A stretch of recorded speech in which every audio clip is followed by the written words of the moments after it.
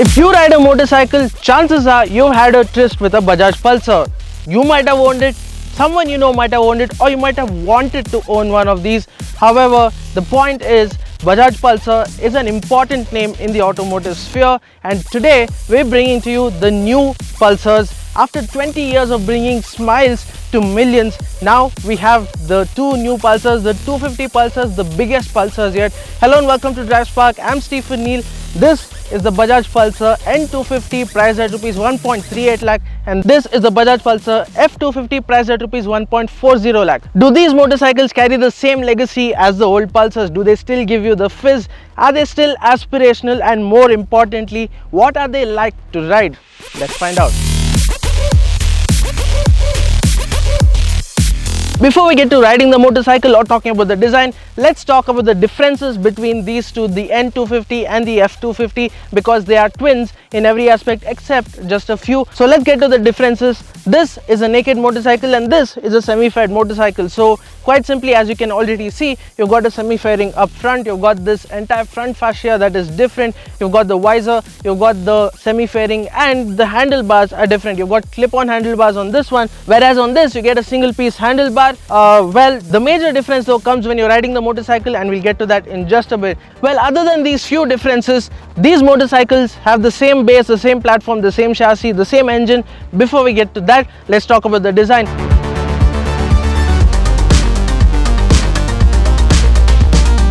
Now, design plays an important role in a Pulsar. If you look at the old 2001 Pulsar, you got those muscular lines flowing from the tank, and Bajaj has somehow managed to carry that forward. Even 20 years down the line, you get the same muscular line flowing on the fuel tank on both the motorcycles, despite them having their design differences. So that is a thumbs up from us. Also, the rear end, if you look at it, you see the same twin LED design that has been carried on for many years now. Despite having a slight change, it still carries on that LED design. Now let's talk about the little details when it comes to the design, starting off with the F250. This motorcycle comes with an all LED lighting setup. So you've got LED headlamp up front, you've got a single projector unit, you've got both the high and low beams in the same unit. Also, you've got the reverse boomerang LED DRLs. Now the semi-fairing is kind of reminiscent of the Pulsar 220, and also it reminds some of the AS200. So Bajaj has done a good job in keeping those design characteristics in line with the older Pulsars as well. You also get a tall visor. It's tall enough, of course it's not enough for your high-speed blast.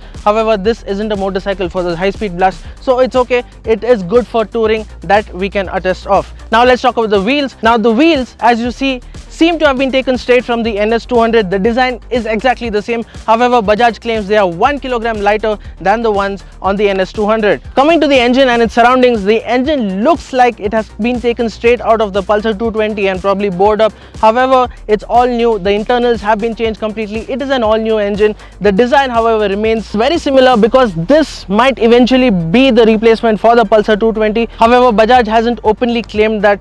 Now it's got this engine cowling that looks really cool. It makes the motorcycle look more sporty, and then of course you've got the rose gold finish on the engine casing as well. Next, your attention is drawn to the short and stubby exhaust. It sounds good too, thanks to the twin port system. I'll give you a listen. Let's start it up.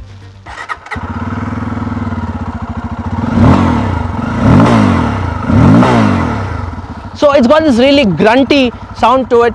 We'll be showing you more of that while we're riding the motorcycle. Now let's talk about the seat. The seats are all new as well. The entire chassis is brand new actually, but the seats, they've been positioned well, so they are softer. They're made of a good material. It's very grippy, so it's easy to grip while you're sitting on the seat. Also, you've got the Pulsar logo etched into it. Finally, you've got the grab rail. The ever so familiar grab rail has also been inspired by some motorcycles on the Pulsar line, especially the Pulsar 200 NS. Now let's talk about the rear end. The rear end, as I said earlier, you've got the same LED setup, the twin LED setup, and then you've got the tire hugger as well as the number plate and indicators positioned on top. So this was it in terms of design when it comes to the Pulsar F250. Now let's get to the N250.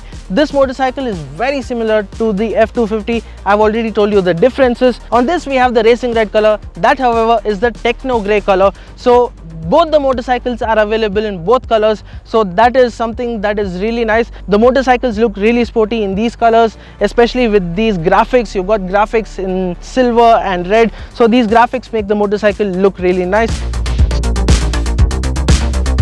Now that we're done with design, let's talk about features and specifications. So in terms of features, the biggest feature you see on the new Pulsar motorcycles is this instrument cluster. It's an analog digital instrument cluster. It looks really nice.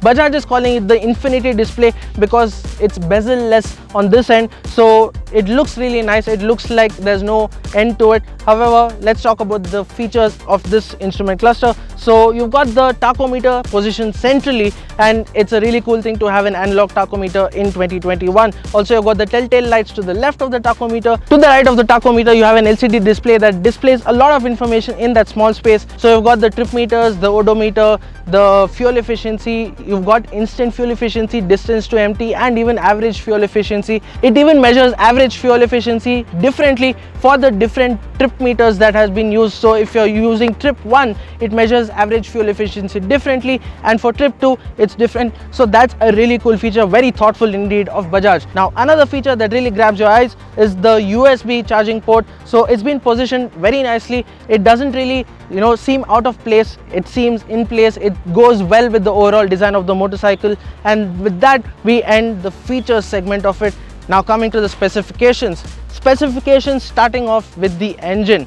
These motorcycles are powered by an air and oil cooled 249cc single cylinder fuel injected SOHC engine. This motor produces 24.1 bhp at 8750 rpm and 21.5 Nm of torque at 6500 rpm. So these are the specifications of the motorcycle. Now it is driven by a 5-speed gearbox. Yes, at this point you are thinking that they should have given it a 6-speed gearbox. We thought the same too. However, hold your horses, wait until we ride the motorcycle. Now apart from this motorcycle also has a slip and assist clutch, so the clutch lever is really light. It's easy to get the bike moving, and also it's easy to engine brake. Now speaking of engine braking, it's time we ride the motorcycle.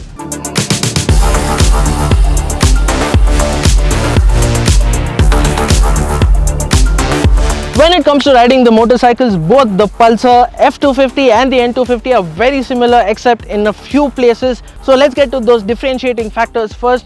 The first difference, the biggest difference you feel is in terms of the handling, the riding position more specifically. So as we mentioned earlier, the N250 comes with a single piece handlebar. So this handlebar has been positioned a little more aggressively. Usually it's the other way around, where the semi-fed or the fed motorcycle has a more aggressive position and the naked has a more relaxed position.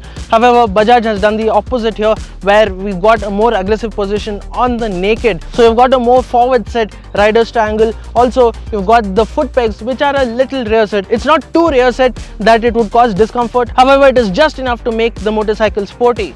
Now coming to the F250, the biggest difference here is you've got the clip-on handlebars. So the clip-on handlebars make it more easier to ride, especially if you're thinking of touring. The F250 is the motorcycle for you because it's easier to ride. Now coming to the performance, how does it perform? Now on paper it does look like the engine is underpowered. It should have produced more power. However, when you're out on the road, the torque curve has been designed so brilliantly that it doesn't feel underpowered at all. In fact, it is very flickable. It feels light-footed even. Speaking of light-footed, the motorcycles weigh 162 kilograms on the N250 and 164 kilograms on the F250. Now that is not bad a weight for this motorcycle. In fact, the power to weight ratio is pretty good when compared to its competitors. Now coming back to the performance of the engine, below 3000 rpm the engine does struggle quite a bit. However, it's above 3000 rpm, in fact between 3 and 7000 rpm that the torque really pulls the motorcycle in any gear you're in. And of course, after 7000 rpm it does begin to slow down a bit. However, it isn't something that would bother you because you would anyway end up upshifting because the engine sounds a little too strained. Speaking of sound, the motorcycle sounds brilliant. In some ways it is reminiscent of the Pulsar 220. The way they have made the motorcycle sound is super cool. Now coming to the brakes, there is a huge shift from Bajaj. So until now, Pulsars were available with bi-brake brakes. However, on the new 250s, you get Grimeca brakes. Up front, you've got a 300mm disc brake, and at the rear, you've got a 230mm disc brake. You've got a single channel ABS system. The brakes are adequate. It feels good. The bite is good, and even the power is good. It feels just right on this motorcycle. It stops in a jiffy. In terms of suspension, the motorcycle rides on a 37mm telescopic fork up front, and at the rear, you get a monoshock which is adjustable for preload only. The mileage. Now coming to the most important question for buyers of this segment, mileage. In terms of mileage, Bajaj claims an ARAI certified mileage of 39 kilometers per litre, and that is pretty cool for a 250cc motorcycle. In fact, we'll be waiting for a road test review to get our hands on these motorcycles and test out the mileage in the real world, so stay tuned for that.